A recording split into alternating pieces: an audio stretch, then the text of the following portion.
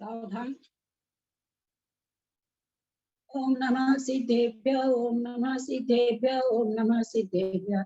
ओकारं विद्दु संयुक्तं नित्यं ध्यायन्ति योगिनः। कान्तं मोक्षदं चैव ओंकाराय नमो नमः। अविरल शब्द घनौघ प्रक्षालित सकल भूतल कलंका। मुनिभिरुपासित तीर्थः सरस्वती हरति मधुरितम्। अज्ञानतिमिरान्धानां ज्ञानाञ्जन शलाकया चक्षुरुन्मीलितं येन तस्मै श्री गुरुवे नमः। श्री परम गुरुवे नमः। परंपराचार्य गुरुभ्यो नमः। सकल कलुष विध्वंसकम श्रेषां परिवर्धकम धर्म संबंधकम भव्य जीव मन प्रतिबोधकारकम पुण्य प्रकाशकम पापनाशम विदम शास्त्रम श्री गोमठ सार जीवकांड नामधेयम अस्य मूल ग्रंथ कर्तार श्री सर्वज्ञ देवास्तद उत्तर ग्रंथ कर्तार श्री गंधर्व देवा प्रति गंधर्व देवास्तेषां वचन अनुसार मासाद्य पूज्य श्री नेमि चंद्राचार्येण विरिचितम इदं शास्त्रम श्रोतारः सावधानतया शृण्वन्तु। मंगलम भगवान वीरो मंगलम गौतमो गनि मंगलम कुंद कुंदाद्यो जयंतर्मस्तु मंगलम सर्वमंगल मांगल्यम सर्वकल्याणकारकम प्रधानम सर्वधर्माणां जयनं जयतु शासनम जयनं जयतु शासनम जयनं जयतु शासनम। सरस्वती नमस्तुभ्यं वरदे कामरूपिणी विद्यारंभं करिष्यामि सिद्धिर्भवतु मे सदा। द्वादशम जिद्वानी माता की जय। श्री परम मांगलिक ग्रंथ श्री गोमठ साहब जीव कांड जी की जय। नेमी चंद आचार्य की जय। टीकाकर्ता मुक्तार चंद्र रतन चंद्र मुक्तार जी की जय। अढ़ाई दीप में विराजमान सभी आचार्य उपाध्याय सर्व साधु के चरणों में नमोस्तु नमोस्तु नमोस्तु। सभी आर्यका माता जी के चरणों में बंदामी बंदामी बंदामी। सभी छुल्लक के लग के चरणों में इच्छामी इच्छामी इच्छामी। सभी प्रतिमाधारी के चरणों में वंदना वंदना वंदना। पूज्य बाबूजी नेमीचंद भाई साहब उमराव भाभी और भी जो भी पूज्य जन है सबका सादर चरण स्पर्श। सभी से सादर जय जिने। सिद्धम सुद्धम पर्णमीय जिनिंदवर नेमिचंद मकलंकम गुणरयन भूषण उदयम जीवस्य परुवणम गोच्छम।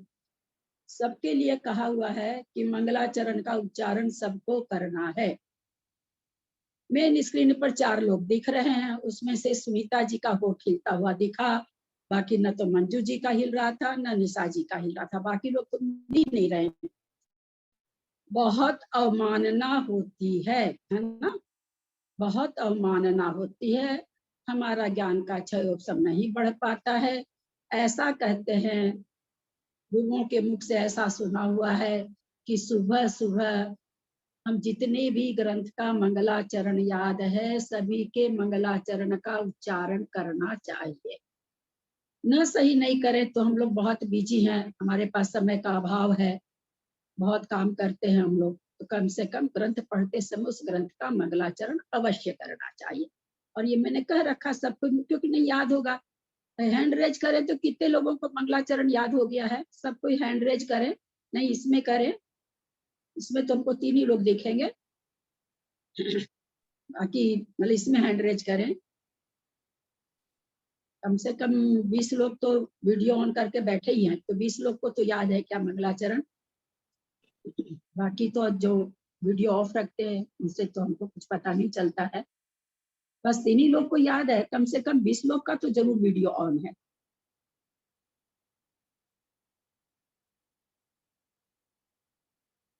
आज तो लोग ही बहुत कम आए, दीपावली में व्यस्त है। मंगलाचरण याद हो जाना चाहिए था सबको, है ना। आप लोग रोज बोला करिए। आज पुनः आप लोगों से प्रार्थना है, आप लोग म्यूट करके बिल्कुल लय के साथ रोज बोलेंगे तो अपने आप याद हो जाएगा। स्पेशल समय जैसे थोड़ी याद करना है। देखिए अपने यहाँ विजया जी हैं, कैसे फटाक से सब ग्रंथों की गाथा बोलती हैं। आप लोग रोज देखते हैं ना, कहाँ से कहाँ बोल जाती हैं। वो समय सार की, द्रव्य संग्रह की, हाँ रत्नकरण सावकाचार की। कोई वो लेके थोड़ी बैठी है किताब, पर देखो पुस्तक थोड़ी लेके बैठी हुई है। तो क्या होता है, ऐसे करेंगे मंगलाचरण हम लोग। सिद्धम शुद्धम पुण्य जिंदवरी चंदमा कलंकम भूषण उषा सेठी जी म्यूट करिए अपना, उषा सेठी जी म्यूट करिए अपना। कल सबने किया क्या, निकाला चारों तरह से नष्ट उदिष्ट वाला? हाँ आंटी, हाँ निकाले आंटी। समझ में आया है ना सबको? हाँ आंटी। हाँ चले हम लोग संचित शुद्ध उपयोग की ओर चले। जी जी दीदी जी। जहाँ से शुद्ध उपयोग का क्या है, ये शुरुआत का गुण स्थान है। यहीं से शुद्ध उपयोग शुरू होता है। अप्रमत्त गुण स्थान, प्रमत्त प्रमाद रहित गुण स्थान। बहुत अच्छा गुण स्थान, बहुत अच्छा विवेचन, बहुत कुछ मन की शंकाओं को दूर करने वाला। शंका से मतलब हम लोग को लगता है महाराज जी 1.5 घंटा से प्रवचन कर रहे हैं, 1 घंटा से प्रवचन कर रहे हैं, पंच कल्याणक में ज्ञान कल्याणक चल रहा है, नेत्र उन्मीलन करना है प्रतिमा जी का, घंटों से क्रिया कर रहे हैं, है ना। आता है मन में कि अंतर्मुख के अंदर प्रमत होंगे, अंतर्मुख में प्रमत होंगे, ये कैसे घटेगा? तो यहाँ पर जो गाथा आ रही है, ये गाथा हमें बताएगी कि वो कैसे घटता है।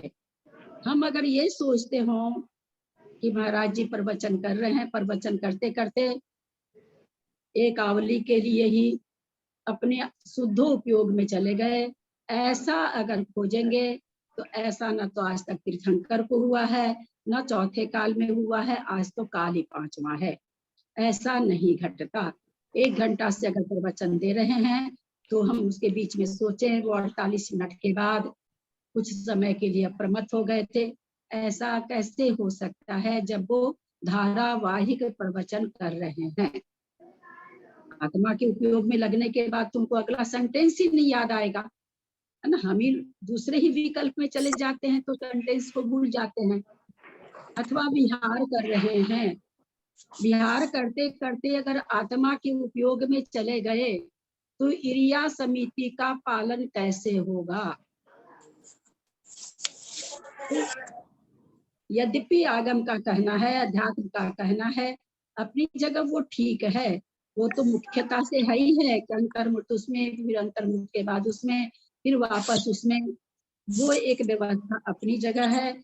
लेकिन वो होता कैसे है? हम लोग अपनी भाषा में समझे, अपने ही मिथ्यात्व अथवा चतुर्थ गुण स्थान के हिसाब में समझे। पहले गुण स्थान में देवायु का बंध हो रहा है।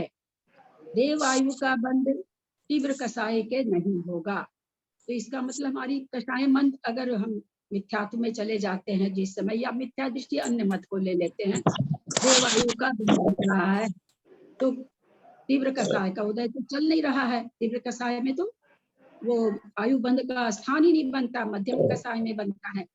अथवा चौथे गुण स्थान बढ़ती हम लोग अपने को मानते हैं। हम लोगों को जैसे अभी हम लोग सब कोई ग्रुप में बैठे हैं, क्या हम लोगों को कोई भी कसाय का महसूस हो रहा है क्या कि हमको बहुत क्रोध आ रहा है अथवा बहुत मान लोभ? ऐसा कुछ भी प्रतीति नहीं हो रही है। हम लोग बिल्कुल स्वाध्याय में एकदम एकाग्र चित्त से बैठे हैं। तो हम लोग तो अभी जितेंद्रिय कहला रहे हैं कुंद कुंदाचार्य की भाषा में। तो उसी तरह से यहाँ गाथा से हम लोग समझेंगे। हम मुनि महाराज में ये नहीं खोजना चाहिए, अरे मुनि महाराज तो 1 घंटा से बोल रहे हैं। बिल्कुल वो बोल रहे हैं, बोलते हुए शुद्धोपयोग होना नामुमकिन है, हो नहीं सकता है। मुख्यता से वो कथन है, गौणता से कथन अभी हम गाथा में पढ़ेंगे। बहुत ही अच्छी गाथा अभी नजर पड़ी मेरी, बहुत सुंदर गाथा कि किस तरह से 7वां गुण स्थान बनता है। हम लोग जो ये खोजते हैं, कहते हैं ना, बहुत लोगों के मुंह से मेरा तो सुना हुआ कि ग्रास महाराज जी मुंह में रखते हैं तो छठा, और क्या जब चलाते हैं तो 7वां। मुझे पूरी तरह याद नहीं, आप लोग अदरवाइज नहीं लीजिएगा। 7वें गुण स्थान में रहते हुए किसी भी प्रवृत्ति को कैसे कर सकते हैं? प्रवृत्ति जब भी होती है बुद्धि पूर्वक होती है, प्रवृत्ति को रोकना ही तो 7वां गुण स्थान है। तब फिर ये तो आगम गलत है। आगम कहता है कि भाई छठा सातवां झूलता रहता, बिल्कुल झूलते रहते। लेकिन वो झूलने की प्रक्रिया क्या है, अभी हम लोग 45 नंबर की गाथा से समझेंगे। बहुत सुंदर गाथा, नेमीचंद आचार्य ने हम लोगों की बहुत बड़ी आंख खोली है। उनको जितना भी धन्यवाद दें कम है। आज समझ में आ रहा है गाथा को देख के कि वास्तव में जो हम लोग आता बहुत बार मन में आता है, लेकिन बस इस चीज को हम लोग कैसे घटा लेते हैं, चूंकि आगम गलत है नहीं, अध्यात्म गलत है नहीं, प्रक्रिया वही है, इसमें कोई दो मत नहीं है। तो अपने मन में कर लेते भाई, प्रवचन देते देते एक समय जबकि अंतर्मुख का काल नहीं, अंतर्मुख का काल आवली प्रमाण तो है ही है। एक आवली के लिए महाराज जी आत्मा में चले जाते होंगे। अरे तो ऐसा थोड़ी होता है कि एक समय के लिए, एक आवली के लिए चले गए, फिर बाहर आ गए और कंटिन्यू धारा पारवाहिक एकदम प्रवचन चल रहा है। सेकेंड लाइन थोड़ा सा अगर हमारा ध्यान बट जाता है, इतने बड़े बड़े शास्त्र लिखे आचार्यों ने, नेमीचंद आचार्य ने इतना बड़ा शास्त्र लिखा, क्या वो सिद्धम लिख करके फिर सातवें में चले गए, फिर लौट के छठे में आए? तो अब तो वो सोचेंगे हमने कहाँ छोड़ा था, तो वो शुद्धम लिखे, फिर वो सातवें में चले गए। ऐसा नहीं होता। आज ये गाथा हमको बताएगी, बहुत सुंदर गाथा, बहुत सारी शंकाओं को दूर करने वाली गाथा। गाथा का उच्चारण कर रहे हैं। संजलन कसाया नुदो मंदो चदा तदा होदी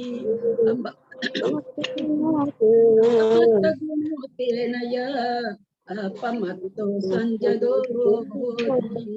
संजलनो कसाया नुदो मंदो जदा तदा होदी अपमत्त गुणोतेनय अपमत्तो संजदो होदी। उर्मिला दीदी आप बंद कर लेंगे? उर्मिला दीदी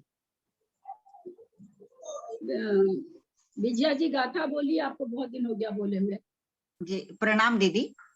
संजलन नौकसाय नुदो मंदो जदा तदा होदी अपमत्त गुणो तेनय अपमत्तो संजदो होदी। प्रणाम दीदी। गाथा को खूब ध्यान से देखो, खूब अच्छी भाव भाषा बनाए हमारे दिगंबर मुनि राजों के प्रति। संजलन नो कसाया, संजलन और नो कसाय, एक एक शब्द का अर्थ पकड़ा रहे हैं आप लोगों को। संजलन और नो कसाय, नुदो के उदय से, ऐसा उदय, मंद मंदो उदयो, मंद। दीदी बहुत डिस्टर्ब आ रहा है उर्मिला जैन के यहाँ से।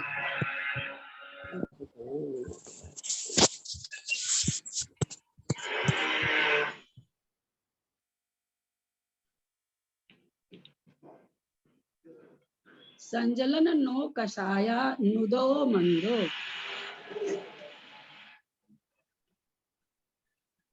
अशोका दीदी और उर्मिला दीदी ये तो दोनों बंद के है। में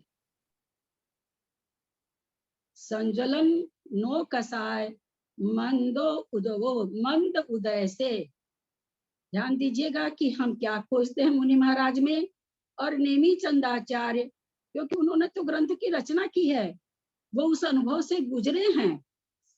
नुदो मंदो, मंद उदय से, संजलन और नो कसाय के मंद उदय जदा, जब होता है, तदा होदी, तब होता है। क्या होता है? तो अपमत गुणों तेन यह अपमतो संजदो होदी, तब क्या होता है? अप्रमत गुण स्थान, अपमत गुणों, अप्रमत गुण स्थान होता है। यह माने और अपमतो संजदो होदी, और उसी के कारण, उसी से अप्रमत संयत होता है। नेमीचंदाचार्य को तो लगता कुछ आता ही नहीं था, उनको तो ये लिखना चाहिए था, शुद्धोपयोग में जब मुनि होता है तो अप्रमत गुण स्थान होता है। यहाँ तो उन्होंने शुद्ध नाम की चीज ही नहीं लगाई, इन्होंने तो कसाय के उदय में बताया अप्रमत गुण स्थान। क्या कभी ऐसा होता है छठे पांचवें गुण स्थान से लेकर के किस गुण स्थान तक कसाय का, पहले गुण स्थान से किस गुण स्थान तक कसाय का कंटिन्यू उदय रहता है, अथवा कभी ऐसा होता है कि कभी नहीं रहता हो एक अंतर्मूर्त के लिए, एक आवली के लिए। ऐसा कुछ होता है क्या अशोका जैन दिल्ली? ऐसा होता है क्या कि कभी कसाय का उदय नहीं रहे? नहीं दीदी, कहाँ ऐसा तक नहीं होता। इसका 11वें 12वें गुण स्थान तक नहीं होता। 10वें गुण स्थान तक नहीं होता ऐसा। हाँ 10वें गुण स्थान तक, 10वें गुण स्थान तक तो सूक्ष्म उदय रहता है। हाँ 10वें गुण स्थान तक बोलिए। यानी उदय प्रति समय है कसाय का, चाहे किसी कसाय का हो, मंद हो, तीव्र हो, पर कसाय का उदय हमेशा बना हुआ है। अब थोड़ा हम चिंतन करें कि कसाय का उदय रहते हुए कोई अप्रमत्त कैसे बने भाई? आप तो प्रमत्त गुण स्थान में बताए हो 4 प्रकार की कसाय होती है, उससे आपने क्या बनाए, कितने भंग बना दिए, 37,500। अब यहाँ पर कह रहे हो कि अप्रमत्त है, अप्रमत्त के लिए तो कसाय का उदय नहीं चाहिए, लेकिन इन्होंने सबसे शुरू में क्या दे दिया, दोनों तरह की कसाय दे दिया। नो कसाय क्यों दे दिया? अच्छा, वेद कसाय का उदय हमें, जैसे हम लोग अभी बैठे हैं, सब जितने भी लोग बैठे हैं यहाँ पर, अभी हम लोगों को अभी वेद कसाय का, किसी भी वेद कसाय का, 3 वेद है, उदय चल रहा है कि नहीं, उदय है कि नहीं, यथासंभव जिसके, किसी को पुरुष है, किसी को स्त्री वेद है, किसी को नपुंसक, वो अलग बात है। पर हम लोगों के सभी के, एक एक आदमी के, एक एक यहाँ पर जो स्वाध्याय में बैठे हैं, उन सभी को कसाय का उदय चल रहा है कि नहीं? जी हाँ, चल रहा है। 7वें गुण स्थान में मुनिराज को कषाय वेद का उदय हमेशा चलता है कि नहीं? चलता है दीदी। 9वें गुण स्थान तक योग ये वेद। 9वें गुण स्थान तक तीर्थंकर ही क्यों ना हो, ना दिव्य ध्वनि खिराने वाले हैं, पर वेद कसाय का निरंतर उदय चला जाता। उदय का मतलब कार्य देखा जाए ये कोई जरूरी नहीं। उदय का मतलब ये हम क्यों समझा रहे हैं यहाँ पर, क्योंकि हमको अप्रमत्त समझना है, इसलिए समझा रहे हैं। तो उदय तो है हमको अभी कसाय का, वेद का, किसको वेद का कसाय होने से किसको रमन करने की इच्छा हो रही, ध्यान ही नहीं जा रहा है। पुरुष हो चाहे स्त्री वेद हो, चाहे किसी का ध्यान ही नहीं जा रहा है। हम लोग का सबका ध्यान स्वाध्याय में लगा हुआ है। तो उदय का मतलब ये कभी भी नहीं है कि वो क्रियात्मक रूप से उसका कार्य हो। तो यहाँ पर भी संजलन नो कसाय का उदय चल रहा है। उदय कैसा है? मंद उदय है। और मंद उदय उदीर्ण, जब हम पहले भी कई बार अपन चर्चा कर चुके हैं कि जब उदीर्णा रूप से कर्म होता है तो हमें उसका वेदन होता है। बहुत बहुत सारी प्रकृति का उदय एक साथ चलता रहता है, विपरीत प्रकृतियों को छोड़ करके, लेकिन हमें, हमारे वेदन ही नहीं होता। इस समय हमें कौन सी कसाय का वेदन हो रहा है? किसी कसाय का भी नहीं हो रहा है। ना हमें क्रोध आ रहा है, ना हमें मान आ रहा है, ना हम कोई मायाचारी कर रहे हैं, ना अभी कोई हम लोभ कर रहे हैं। हमारे प्रगट में हमको कुछ भी कार्य रूप से परिणत होती हुई कोई कसाय हमें नहीं दिख रही, कोई नो कसाय नहीं दिख रही।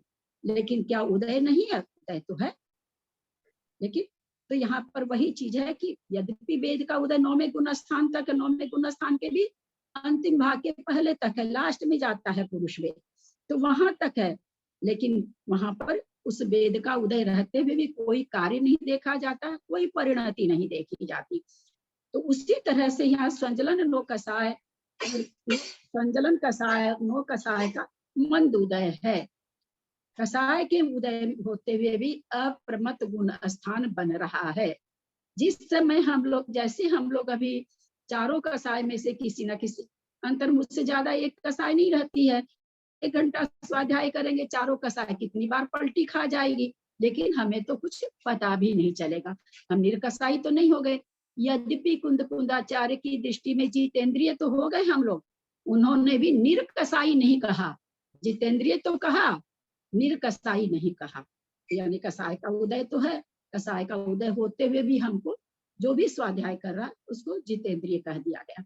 तो उसी तरह 7वें गुण स्थान में यद्यपि जो आगम की व्यवस्था है वो हमेशा हमें ध्यान रखनी है कि वास्तव में 7वां गुण स्थान शुद्ध उपयोग का पहला गुण स्थान है, वहां से शुद्ध उपयोग शुरू होता है। परंतु वो गुण स्थान बनता कैसे है, यहाँ साफ लिख दिया आचार्य ने।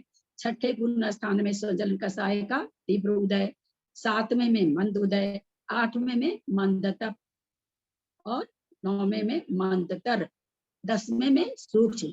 जैसे कहते हैं ना positive degree, comparative degree, superlative degree, जो पढ़े हुए वो समझ रहे होंगे।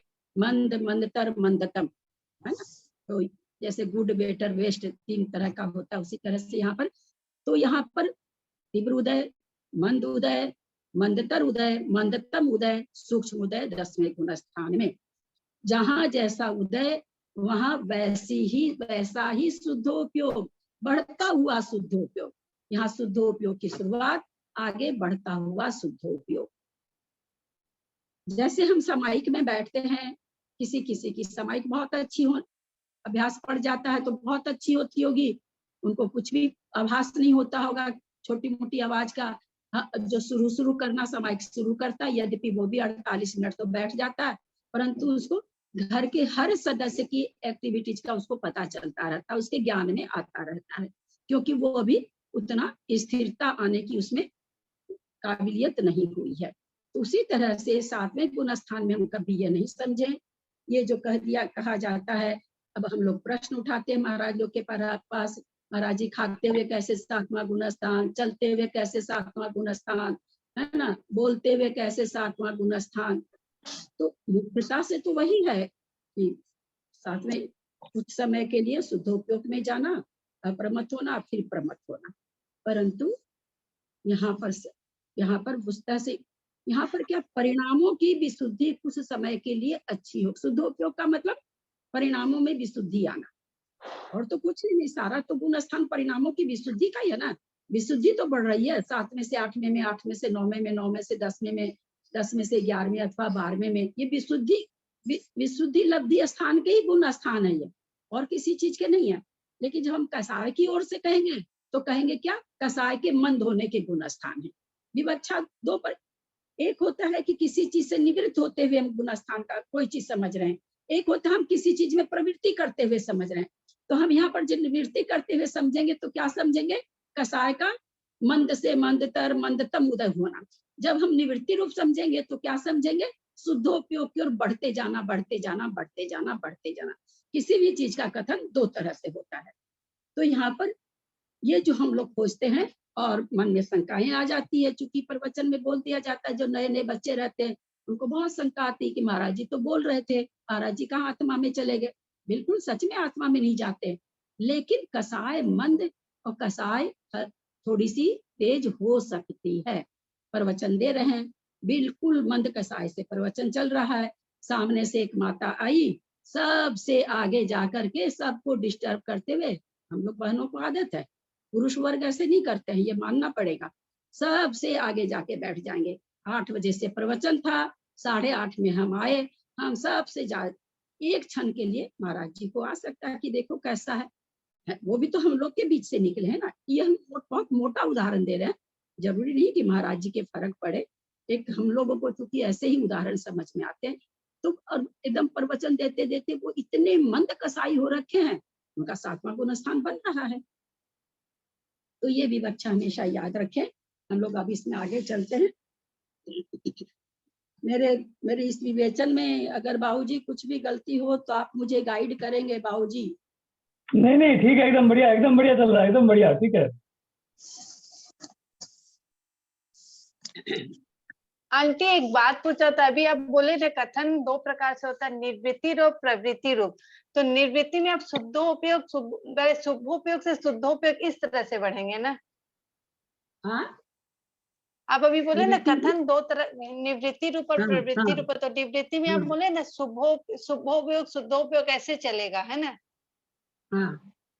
और फिर एक और एग्जांपल दिए थे ना कसाय का भी, कैसे फिर से एक बार बताइए ना। क्या कसाय में हुआ प्रवृत्ति रूप से, तीव्र कसाय से मंद कसाय में, मंदतर कसाय में, मंदतम कसाय में आ रहे हैं। अच्छा, है ना, ये प्रवृत्ति हो रही थी। निवृत्ति में क्या हो रहा कि लब्धि स्थान, विशुद्धि का स्थान, संकलेश के स्थान कम होते जा रहे हैं, विशुद्धि के स्थान बढ़ते जा रहे हैं। ये हो गया निवृत्ति रूप, क्योंकि जो संकलेश के परिणाम से उसको त्यागते जा रहे हैं।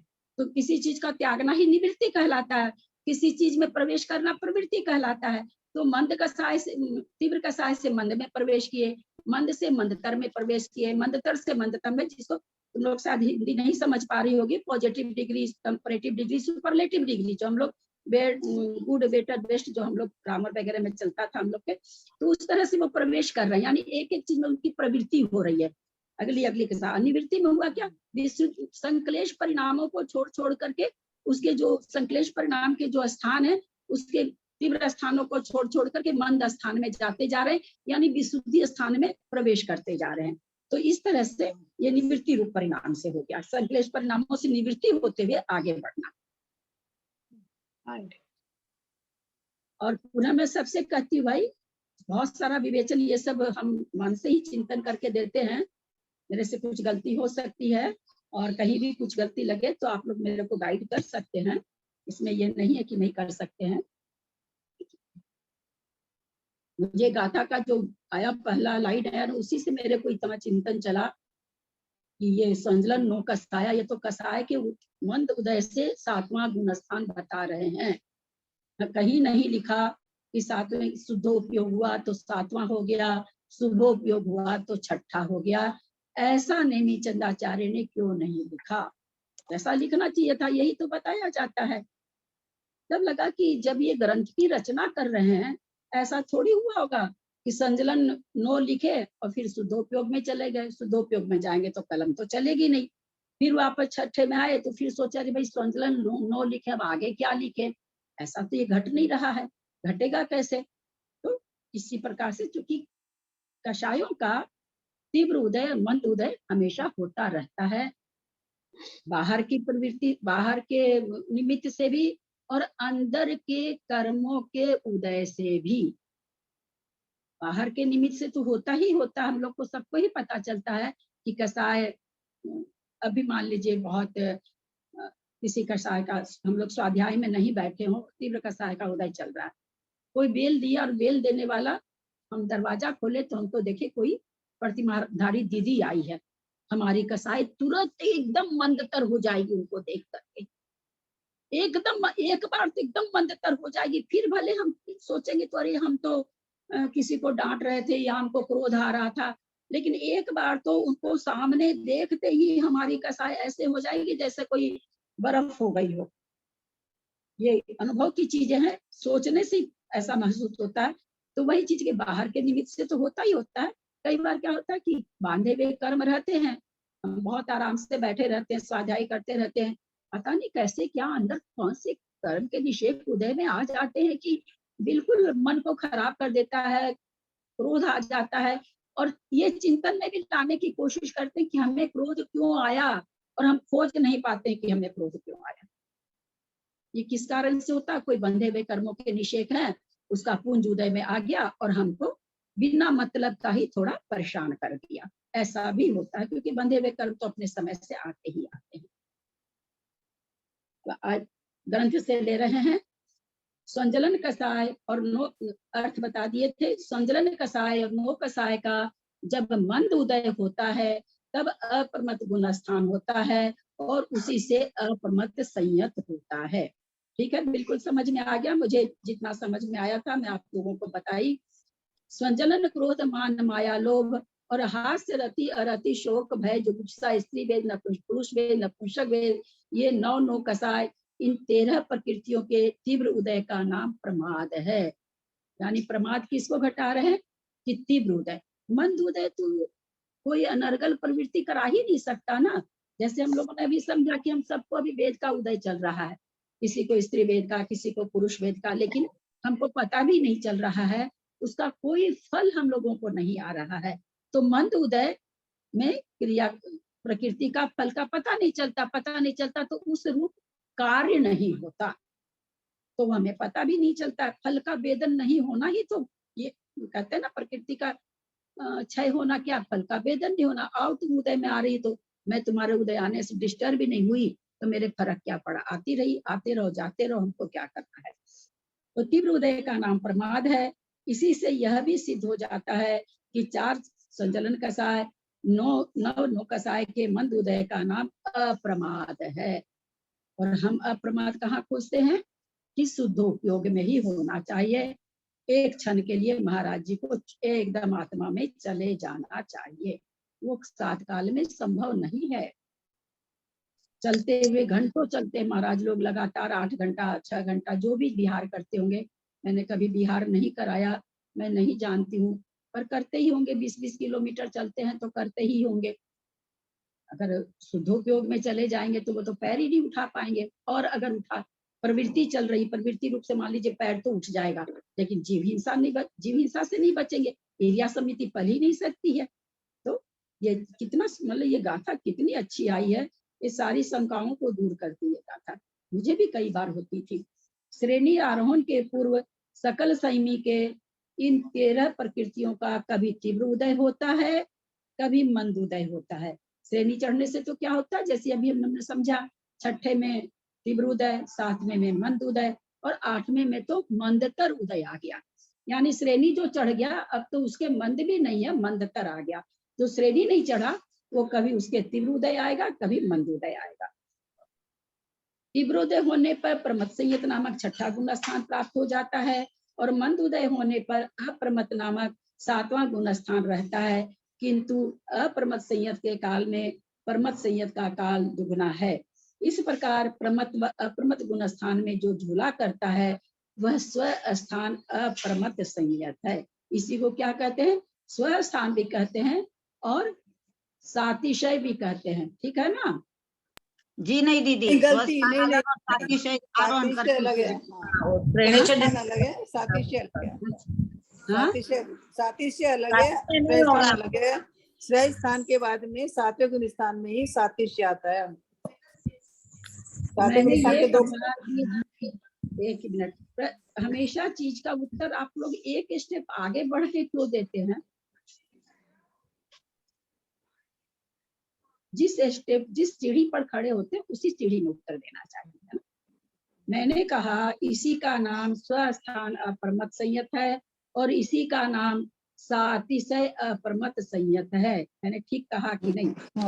नहीं, गलती कहा आपने गलत कहा। हाँ तो क्या कहा, गलत को सुधारिए ना। गलत बोलने से थोड़ी हम गलती मान लेंगे, हम तो नहीं मानेंगे, हम तो सही बोले हैं। इसमें जो है जब तीव्र उदय होता है तो स्वस्थान है। ये सब थोड़ी बोलना होता है त्रिशला जी, हर समय व्याख्या क्यों करते हो यार? क्या गलत बोला, कौन बोलेंगे?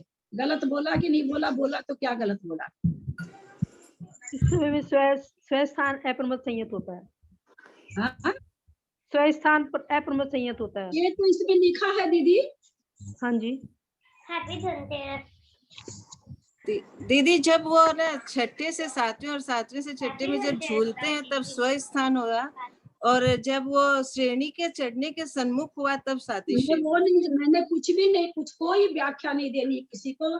मेरे को आप लोग कह रहे हैं कि आप गलत बोल रहे हो तो उस गलती को ठीक करिए, ये व्याख्या नहीं करिए। आप लोग सब व्याख्या करने बैठे हैं। गलत नहीं, ये सही है, साथी सही बोलते हैं इसको। बताइए बाबूजी, आप बोलिए। मैं ये कह रही हूँ स्वस्थान अप्रमथ का नाम निरतिशय अप्रमथ है। मेरा कहना सही है क्या अथवा गलत है? तो क्या गलत है? मेरी अम्मा, मेरी बहना, मेरी भाभियां बहुत बिल्कुल दीदी सही है, ये सही है बिल्कुल। दीदी हाँ, आपने ठीक है, आंटी सही है, बोल दिया वो ठीक है, सही है बोला। अब तो सही है, स्वस्थान सही है। हाँ, निरति से नहीं, गलत है। निरति से गलत है। स्वस्थान वाले 6ठे 7वें में झूलेंगे और सातिशय वाले 7वें से 8वें में जाएंगे। अरे फिर जैसे विश्राफ जी आप आगे का स्टेप में चले गए। आप हमको ये बताइए, मैं कह रही हूँ कि मैं काली साड़ी पहन रखी हूँ, आप हमें कहेंगे नहीं आप गलत हो, आप लाल साड़ी पहन रखे हो, ये उसका उत्तर होगा कि ये सब उत्तर होगा? 8वें में चले जाएंगे तो अप्रमथ हो। सब कोई व्याख्या कर रहे हैं, सीधा सा उत्तर देना, सब व्याख्या करने पर लग जाते हैं। ललिता जी स्वस्थान को ही निरतिशय बोलते हैं, स्वस्थान को निरतिशय बोलते हैं। सुमति जी आपका सुन ली हूँ मैं। बाबूजी आप बोलिए। मेरा बोलना ठीक है क्या? स्वस्थान अप्रमथ निरतिशय अप्रमथ एक ही चीज है। या सॉरी, हाँ दीदी एक चीज है, सही बात है, एक चीज है। एक ही चीज आंटी, आंटी एक ही चीज है। स्वस्थान अप्रमथ और सातिशय अप्रमथ एक ही है क्या? हाँ एक ही है। एक ही है। नहीं दीदी, दोनों अलग है। नहीं, इसमें अलग है, निरति से बोलेंगे स्व स्थान को, साथी से अलग है।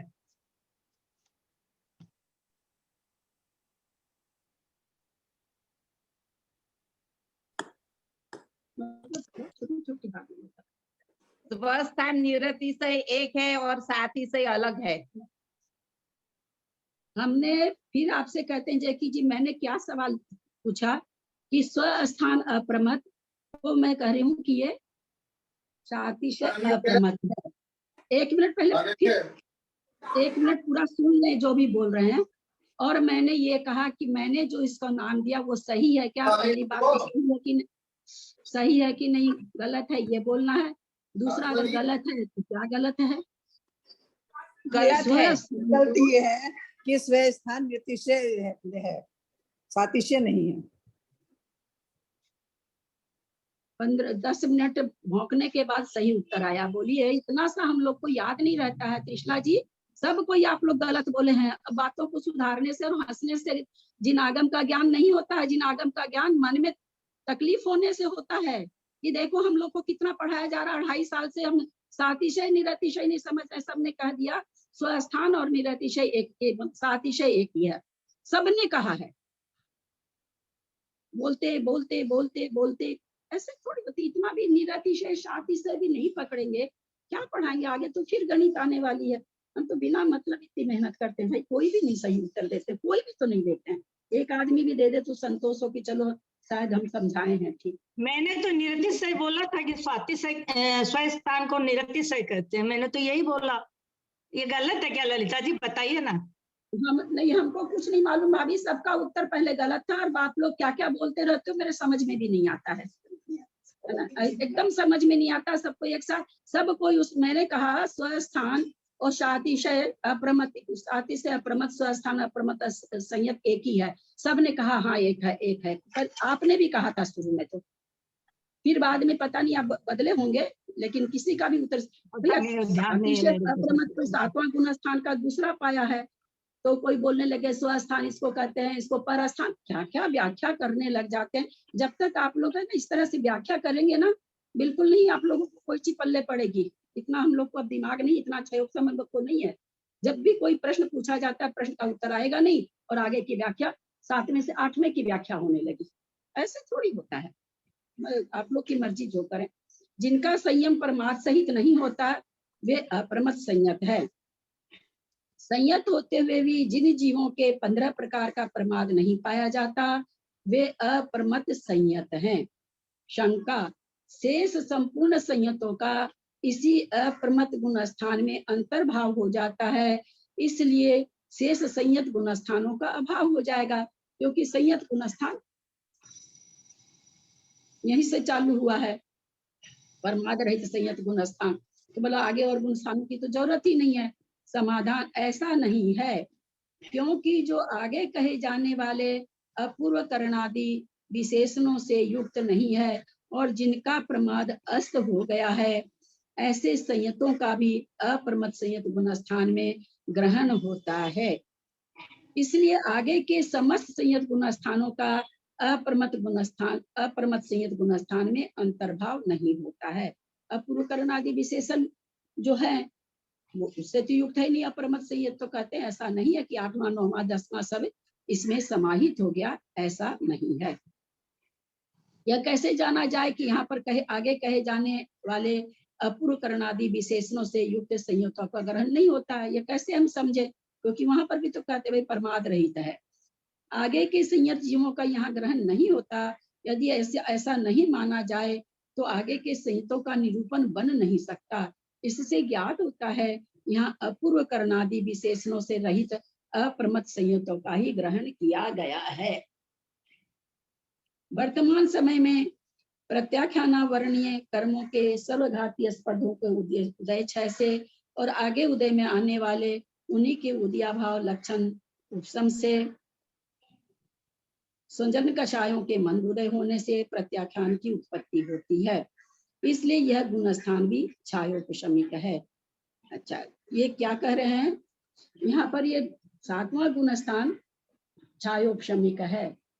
किस दृष्टि से क्षयोपशमिक बता रहे हैं?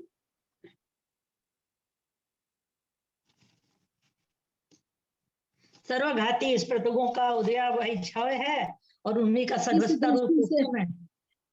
प्रत्याख्यानावरण कर्मों का। एक मिनट, या तो आप लोग किताब की लाइन पढ़ देते हैं या फिर कुछ और पढ़ देते हैं। चलिए पहले इसको पूरा पढ़ लेते हैं। संयम के किताब का ही कारण लाइन, किताब का ही लाइन पढ़ा है। हाँ वही तो कह रहे हैं, किताब की लाइन तो मैं पढ़ी रही हूँ दीदी। संयम के कारण वो संयुक्त की अपेक्षा सम्यक्त के प्रतिबंधक कर्मों के क्षय, क्षयोपशम और उपशम यह गुण स्थान उत्पन्न होता है। इसलिए क्षयिक, क्षयोपशमिक और औपशमिक भी यह गुण स्थान है। यहाँ पर सातवें गुण स्थान संजलन कसाय का उदय है, हम लोगों ने अभी जाना। तो बाकी जो 12 कसाय है वो यहाँ पर क्षय को प्राप्त, 12 कसाय अनंतानुबंधी, अप्रत्याख्यान, प्रत्याख्यान, ये 12 कसाय यहाँ पर क्षय को प्राप्त हो गई है क्या?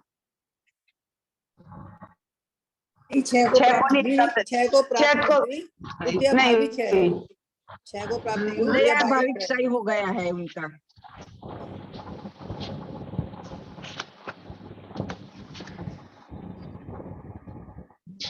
समझ में नहीं आया, कई उत्तर एक साथ आया। मेरा मैंने यहाँ कहा कि क्षय नहीं हुआ, उदय भावी क्षय हुआ है। अरे उदय भावी क्षय होगा तो क्षयोपशम होगा और क्षय हो जाएगा तो क्षयिक होगा। यहाँ क्षय हो जाएगा क्या? नहीं होने का, क्षय नहीं होने का, नहीं। वे सप्ताह में पढ़ी है, वो उपशम हो गया, उनका उपशम हो गया। यहाँ पर इन कसायों का कोई क्षयिक सम्यक दृष्टि हो गया है, उसको इन कसायों का क्षय हो जाएगा क्या? क्षयिक हुआ, क्षय होगा तभी ना क्षयिक होगा, क्योंकि ये आप लोग सबको ही म्यूट करें। अब मैं आप लोगों से एक एक से पूछूंगी, सबको अपने को म्यूट कर लूंगी, क्योंकि कुछ भी मुझे भी नहीं समझ में आ रहा, कुछ सही भी बोल रहा है, कुछ समझ में नहीं आ रहा। कविता जी सेठी, यहाँ पर कोई क्षयिक सम्यक दृष्टि है, 7वें गुण स्थान में है अथवा 6ठे में, उसको 12 कसाय का क्षय हो गया है क्या? नहीं। क्या हुआ है? उपशम हुआ है। ये क्या है कि पर मुख से खिरती है, अपने स्वर मुख से नहीं जाती है। तो थोड़ा सा जोर से बोलिए। पर मुख से खिरती है ये कसाई, तो मतलब ये कसाई, तो ये शायद सारा इसका द्रव्य संजुलन को चला गया है। नहीं समझ में आ रही है ना? चलिए कृष्णा जी आप बोलिए तो, मेरा प्रश्न सुनिएगा और बहुत ढंग से उत्तर दीजिएगा। व्याख्या करने के लिए बस 2 लाइन बेसी से बेसी व्याख्या कर सकते हैं, इससे ज्यादा व्याख्या नहीं करनी है। मेरा प्रश्न है 7वें गुण स्थान में क्षयिक सम्यक दृष्टि मुनि महाराज हैं, 12 कसाय का क्या हो रहा है? ध्यान से शब्दों पर ध्यान दीजिएगा, उसी हिसाब से उत्तर दीजिएगा। वहां 12 कसाय का क्या हो रहा है? संजलन का तो उदय बन रखा है, 12 कसाय का क्या हो रहा है? दृष्टि क्षयिक समग्र दृष्टि मुनि महाराज है, अनंत अनुबंधी का क्षय हो गया, बाकी सबका क्षयोपशम चल रहा है। मंजू जैन कलकत्ता, क्षयिक सम्यक दृष्टि है, अनंतानुबंधी का तो क्षय हो गया और बाकी का जो कसाय है उनका उदयाभावी क्षय होता हुआ ये 7वें गुण स्थान में रहेगा। कौन से गुण स्थान पर? बाकी के कसायों का मतलब जैसे अप्रत्याख्यान प्रत्याख्यान वाली का उदयाभावी क्षय होगा और संज्वलन का तो उदय रहेगा उसमें। हाँ उदय रहेगा। बहुत अच्छा उत्तर, क्षयिक बोल दिए आप लोगों ने। ये चीज जो पकड़ी कि अनंतानुबंधी का क्षय हो गया है, बहुत सुंदर उत्तर। अनंतानुबंधी का अगर आप लोग बोलते विसंयोजना होकर के क्षय हो गया है, आप लोग की भाव भाषणा और अच्छी होती, क्योंकि अनंतानुबंधी स्वमुख से कोई कसाई नहीं जाती है, पर इसका विसंयोजन संयोजन होता है, इसलिए यहाँ पर इसको विसंयोजना बोली जाती है। तो ये अगर बोलते आप लोग कि भाई 4 अनंतानुबंधी की विसंयोजना हो गई है और 8 का उदयाभावी क्षय चल रहा है। उदयाभावी क्षय जिन समझ गए होंगे पूरे ग्रुप के लोग। दीदी एक क्वेश्चन था, आपने यदि अपन बोले अनंतानुबंधी का विसंयोजन होके क्षय होना, तो इसका मतलब दूसरा हुआ या वही चीज हुआ कि मतलब क्षय हो गया या वापस वो संयोजित हो सकती है? नहीं वही 20, चूंकि अनंतानुबंधी का क्षय और किसी तरह से होता ही नहीं है, उसका विसंयोजना ही होती है। 148 कर्म प्रकृति में 4 प्रकृति ऐसी है जिसको क्षय नहीं बोलते, विसंयोजन बोलते हैं इसको। हालांकि वो भी क्षय है, लेकिन इसको इसलिए विसंयोजना बोली जाती है, ये माटी फिर संयोजित हो जाती है, मौका मिला ये फिर से उदय में आ जाती है। हालांकि छाई के तो नहीं आएगी, लेकिन छाई के भी विसंयोजना ही होगी। उसको भी ऐसा नहीं होगा कि 4 ये प्रकृति क्षय को हो जाती है, ऐसा नहीं होता है, उसके भी विसंयोजना रूप होके ही क्षय होती है।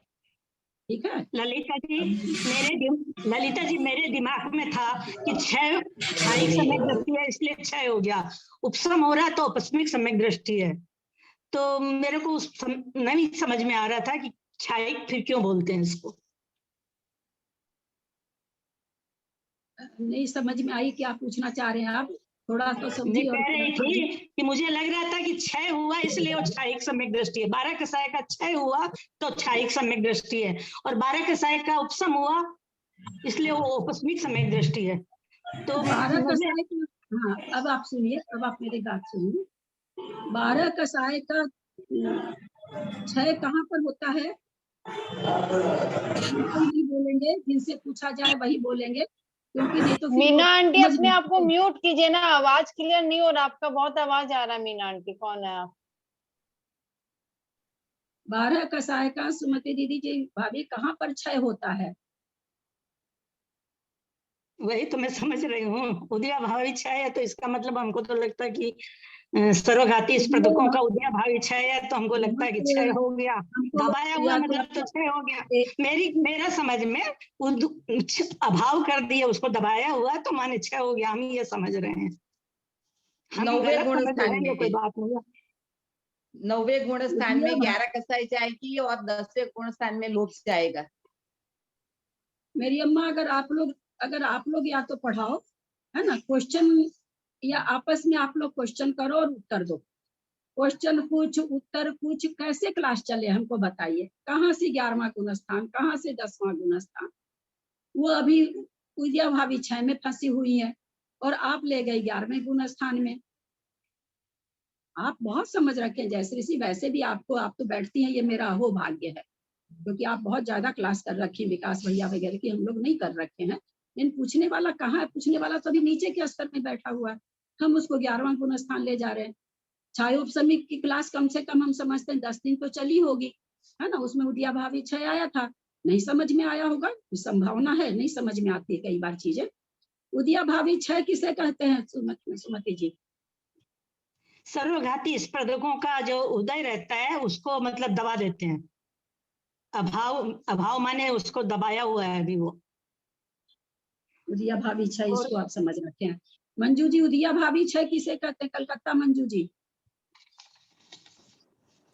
उदयाभावी क्षय मतलब उदय में आने से पहले ही वह दूसरे में बदल के उसका वो आती है, मतलब उदय में। बिल्कुल, उदयाभावी क्षय का मतलब ये होता है सुमति जी कि उदय का अभाव रूपी क्षय, है ना, शब्द का अर्थ निकल रहा है। उदय का अभाव कैसे? भाई उदय में भी आप कह रहे हो, भाव भी कर रहे हो। तो एक समय पहले, जैसे हम लोग अभी मान लीजिए 4थे गुण स्थान में हैं, तो हमारे तो उदयाभावी क्षय असद अवस्था उपशम, ये 2 शब्द आते हैं छायोपशमिक में। तो उदयाभावी क्षय समझाया गया था कि जो निषेक उदयावली में आ गए हैं, जैसे इसका उदाहरण बहुत अच्छा है कि जो पाइपलाइन में जो पानी आ गया वो नल से निकलेगा ही निकलेगा, उसको कोई नहीं वापस ऊपर टंकी में भेज सकता। उसी तरह से उदयावली भी एक पाइपलाइन है, उसमें उदय रूप होने के जो निषेक की रचना हो गई है वो उदय में आएंगे ही आएंगे। अरे भाई, तो अनंतानुबंधी के भी उसमें तो समाये हुए हैं, क्योंकि हम लोग मिथ्या दृष्टि थे, अभी अनंतानुबंधी की विसंयोजना की नहीं है, तो वो भी बैठे हुए हैं, उसका क्या होगा? फिर तो हम मिथ्या दृष्टि हो जाएंगे। तो नहीं, हमारे तो परिणाम बहुत अच्छे चल रहे हैं, हम मिथ्या दृष्टि कैसे हो सकते हैं? तो वो अनंतानुबंधी के निषेक अपने समय से उदय में आएंगे, लेकिन एक समय पहले उदय में आने के एक समय पहले उसमें कहा जाता है स्तुभिक संक्रमण हो जाता है। यानी अगर हम चौथे गुण स्थान में हैं तो अप्रत्याख्यानावरण बन करके उदय में आती है। इसी को उदय का अभाव रूप क्षय कहते हैं, कि उदय का अभाव नहीं आया, क्षय हो गया, परमुख से उदय में आई।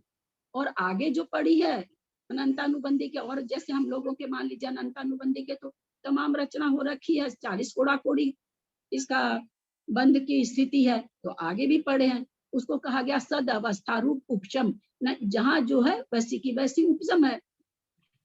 मान लीजिए कि एक अभी हम हमारे आ रहा, उसको वर्तमान काल में क्या हो रहा, अनंतानुबंधी का हम लोगों का उदयाभावी क्षय हो रहा। हम लोग 5वें गुण स्थान में इसमें केवल अंजना जी है, उसको टाल के बाकी लोगों के लिए कह रहे हैं।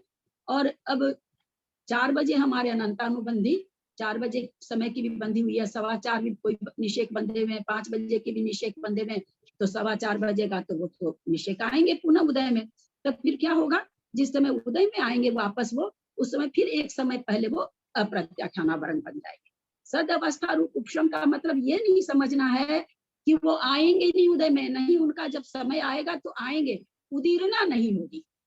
जैसे 4:15 में जो निषेक उदय में आने वाले हैं, जैसे मान लीजिए हमको अभी अनंतानुबंधी रूप से क्रोध आ गया, खूब जोर से भयंकर क्रोध आ गया, तो वो 4:15 वाले निषेक उदीर्णा होके आ जाएंगे। लेकिन हमारा परिणाम अच्छा चल रहा है, सम्यक रूप चल रहा है, तो 4:15 में उदय में आएंगे, अपने समय पर उदय में आएंगे, उनकी उदीर्णा नहीं हो सकती। जब तक हमको सम्यक तो है तब तक अनंतानुबंधी के निषेकों की उदीर्णा नहीं हो सकती। अपने समय से आएंगे वो उदय में आकर के जिस समय उदय में आने वाले होंगे एक समय पहले बदल जाएंगे। इसको कहते हैं उदयाभावी क्षय, असद अवस्था रूप उपशम। समझ में आया होगा? हाँ। ललिता जी जो समझे, ललिता जी जब नहीं समझी आपको पूछी, आपने समझाया, मतलब अच्छा लगा। मैं तो यही सोच रही थी कि क्षय हुआ माने क्षयिक, उपशम हुआ उपशमिक, और छाया छाया तो है। ठीक बात है, नाम से ऐसा ही लगता भाई, लगता ही, हमको भी ऐसे ही लगता था, सबको लगता है ऐसा ही, समझ जाते हैं तब। सबसे बड़ी बात देखिए, जितने गुण स्थान नेमिचंद आचार्य अभी तक बना रहे हैं उनको ध्यान देंगे। मिथ्यात्व गुण स्थान को लिखा मिच्छोदयेन, पहला गुण स्थान जब लिखा मिच्छोदयेन, दूसरा गुण स्थान लिखा अनंत, कहाँ पर है, अनंतानुबंधी साधन गुण स्थान का जब वर्णन आया है तो उन्होंने लिखा अनन,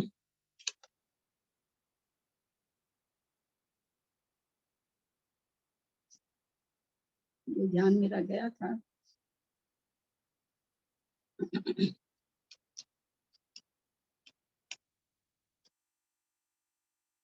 तीसरा गुण स्थान आया तो सम्मा मिच्छुदेन, सम्यक मिथ्यात्व के उदय से। दूसरा गुण स्थान में अनन करके है, हाँ, अनन अनन अन्न अन्न अन्न अन्नद हृदयादो, अन्न हृदयादो, यानी अनंतानुबंधी के उदय से। कितना मतलब गुण स्थान के पहले नाम से ही, और वो उसे गाथा को बना रहे हैं। जब चौथा गुण स्थान कहा तो सम्मत उदयन बना दिया। पांचवा कहा तो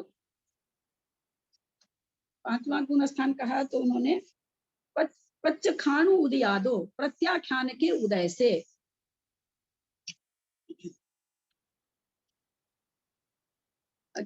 जब छठा गुण स्थान बनाए हैं तो स्वंजलन नौकसाय के उदय से। और सातवां गुण स्थान भी उसी तरह से जब समझा रहे हैं तो उन्होंने क्या कह रहे हैं, स्वंजलन कसाय के उदय से।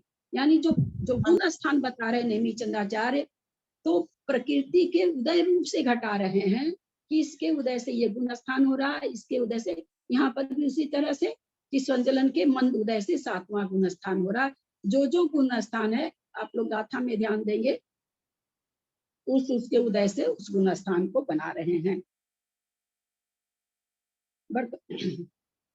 इस वर्तमान समय में प्रत्याख्यानावरणी कर्मों के सर्वघाती स्पर्धों के उदय क्षय से, आगे में उदय आने वाले उन्हीं के सद उदिया भाव लक्षण उपशम से, और स्वंजलन कसायों के मंद उदिया भाव लक्षण उपशम से। मतलब कि अभी वो उदिया भाव मतलब उदीर्णा होके उदय में आएगी तो फिर उद्या भावी क्षय उसका होगा।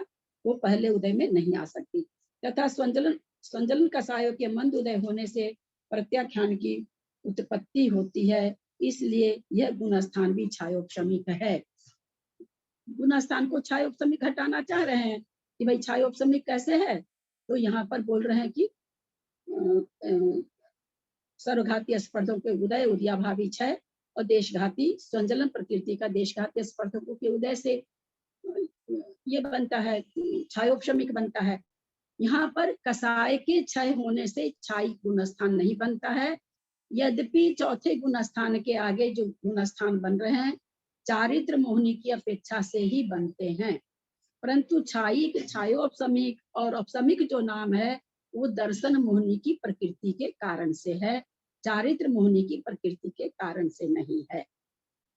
छायिक में यद्यपि अनंतानुबंधी का है, लेकिन बाकी कषाय स्वंजलन कषाय का उदय हो 12 कषाय का क्षय हो गया हो, ऐसा नहीं होता, क्योंकि कषायों का क्षय सत्व विच्छुत्ति कहाँ होती, क्षय का मतलब बंध विच्छुत्ति नहीं, क्षय का मतलब सत्व विच्छुत्ति लिया जाता है, तो वो 9वें गुणस्थान में होता है। तो इस तरह से यहाँ पर हम लोग आचार्य ने 7वें गुणस्थान को समझाया। अरे समय हो गया, कितने से नहीं समय हो गया।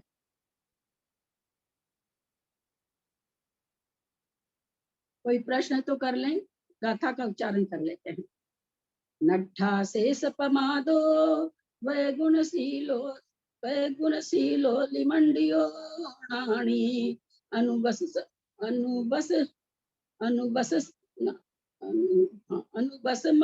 खबो जानन मिलिनो अपमतो। नट्ठा शेष पमादो वैगुणशीलो लिमंडियो नाणी अनुबसमो अखबो जानन लीनो अपमतो। इति विसमोह खवणो समन निमित्तानि तिकरणानि तहिं पढ़म अध्यापवत्तं करणं तु करेदि अपमत्तो। इग विसमोह खवणो समन निमित्तानि तिकरणानि तहिं। इसको फिर से ध्यान दिला रहे। समोह खवणु समन खवणु तक बोला जाएगा, समन निमित्तानि तिकरणानि तहिं पढ़मम अध्यापवत्तम करणम तु करेदि अपमत्तो। विसमोह खवणु समन निमित्तानि तिकरणानि तहिं पढ़म अध्यापवत्तम करणम तु करेदि अपमत्तो। सुमन जैन बेंगलोर गाथा नंबर 46 बोलिए, और सुमन जैन जयपुर 47 नंबर गाथा बोलिए। प्रणाम दीदी। नट्ठा से सपमादो वैगुणशीलो लिमंडियो नाणी अणुवसमो अखवो जाननी लीनो अपमत्तो। प्रणाम ललिता जी। समोह खवणो मित्तानि तिकरणानि तहिं पढ़मम अध्यापवत्तम करणम तु करेदि अपमत्तो। दीदी प्रणाम। 1 मिनट में ये पूछना चाह रही हूँ, इग विसमोह खवणु वो भी आगे, तो वो पहले लेना है या बाद में लेना है? वहाँ पर समन शब्द है अलग से जी, तो ब इधर ही आना चाहिए। हाँ। काउंट करके 12 मात्रा में बै तक नहीं 12 हो रही है, 12 ही हो रही है बै तक 10 11 12 ठीक है, 12 हो रही है वहाँ पर।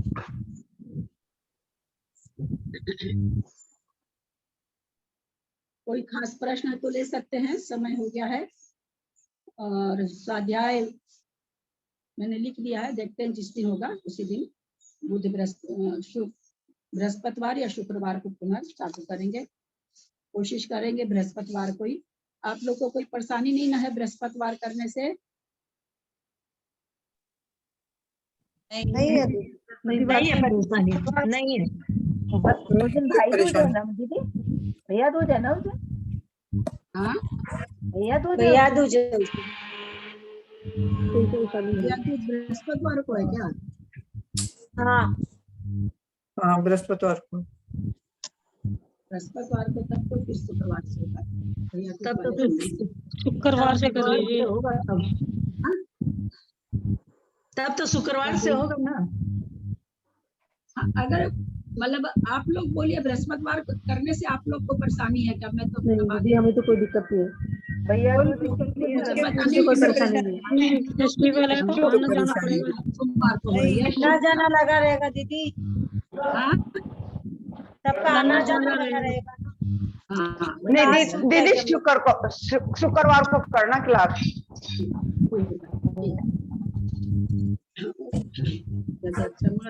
पदवाक्यहीनं मया प्रमादादि किञ्चनोक्तं तन्मे छवित्वा विदधातु देवी सरस्वती केवलबोधलब्धिं बोधिं समाधि परिणामशुद्धि स्वात्मोपलब्धि शिवसौख्यसिद्धि चिन्तामणिं चिन्तितवस्तुदाने त्वं वन्दमानस्य ममास्तु देवी।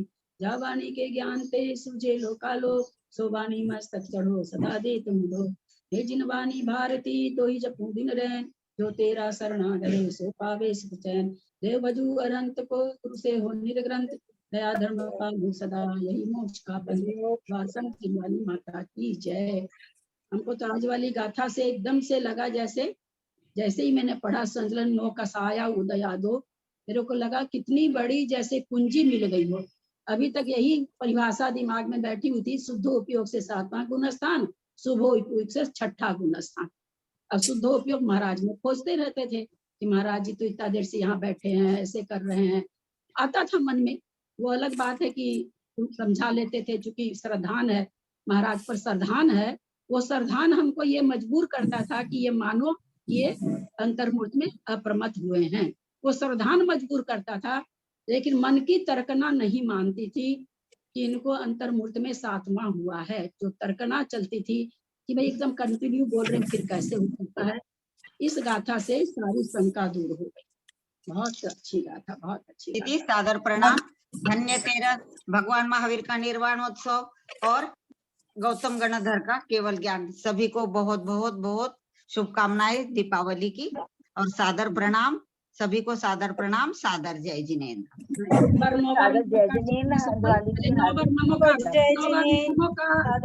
पहले 9 बार नमोकार। दीदी हमने